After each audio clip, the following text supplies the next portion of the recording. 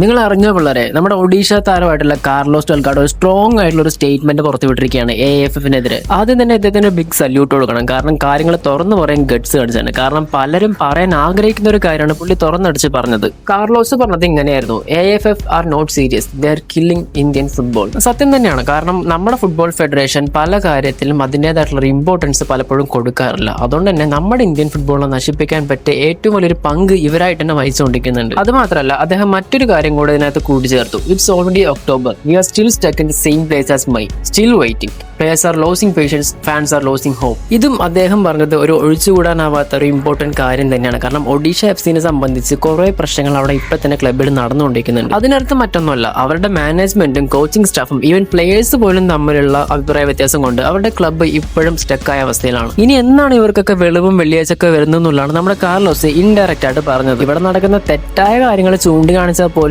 Ban തരുന്ന teams ആണ് ഇവിടെ ഉള്ളത്. ഇനിയിപ്പോ കാർലോസിന്റെ ഭാവി എന്താവുമെന്ന് നമുക്ക് കണ്ടറിയാം. നമുക്ക് എന്തായാലും പുള്ളിയുടെ ഗട്സിനെ അംഗീകരിച്ചേ പറ്റുള്ളൂ. അപ്പൊ നിങ്ങളുടെ അഭിപ്രായങ്ങൾ താഴെ ഉറപ്പായിട്ടും കമന്റ് ചെയ്യുക. വീഡിയോ ഇഷ്ടപ്പെട്ടാൽ ലൈക്ക് ചെയ്യുക, ചാനൽ സബ്സ്ക്രൈബ് ചെയ്ത് സപ്പോർട്ട് നേരെ പരിഗണിക്കുക. Okay, thanks for watching guys.